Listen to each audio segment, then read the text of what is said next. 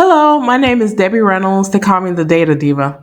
Today, I want to talk about data privacy and AI traffic cameras.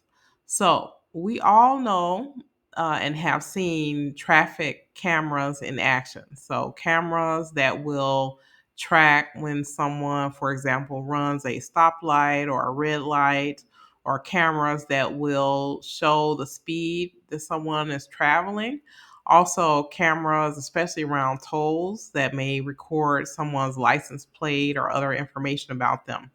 Now we have companies that are trying to imbue these particular technologies with more artificial intelligence.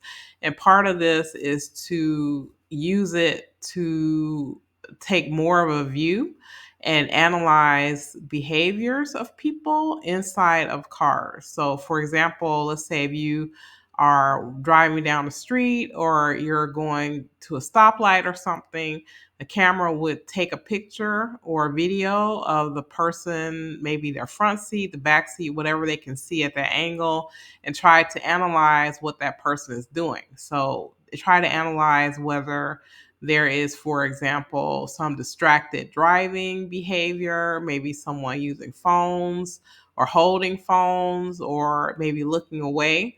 And so these companies that build these technologies, what they're trying to do is give municipalities and other jurisdictions ways to create, for example, ways to maybe create more ticketing or more ways to punish people with distractions or distracted driving, and also possibly to create a new revenue stream to send to insurance companies. So we already know the insurance companies, especially with connected cars, can collect a lot more information about people than they would typically do if their car was not connected. So, right. So, where they drive, how fast they drive, things like that. And so, they're looking at this as kind of another layer or revenue stream for municipalities that maybe want to do maybe automated tickets or some type of thing having to do with insurance and capturing information.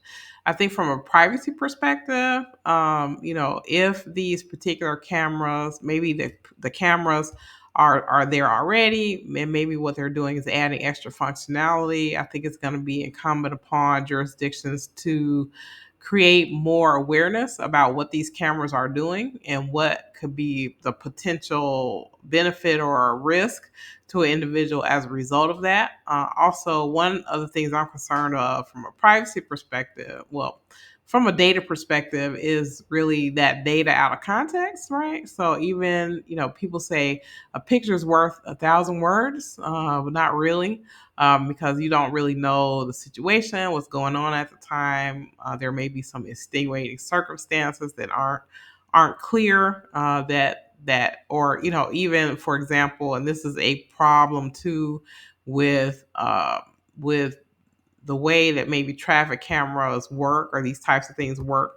It assumes that maybe the owner of the car is not the person who's driving, so then this behavior is attached to that owner as opposed to the driver and things like that. So I think I because I think that companies are looking to add artificial intelligence to a lot of their products, I think we will see these types of things. But I think if it's not done in a transparent way, it will definitely backfire, I believe, on municipalities or companies that are trying to use these enhanced tools, especially if people aren't aware of what's happening. In a way, it's like you're taking a test, but you don't know that you're taking a test. So that's a problem with the transparency and communication about these tools, and to find out how and also where they're located, right? Because we know, unfortunately, that a lot of these cameras aren't judiciously distributed in certain areas. So, that may be another type of civil liberties type of issue that people may be thinking about, in addition to maybe the privacy and the expectation of privacy that people have as they're, driving down the street doing whatever they want to do. So, yeah, I think this is a really interesting development, and I'm interested to see how municipalities and companies that are developing these tools move in that direction. That's it. Thank you.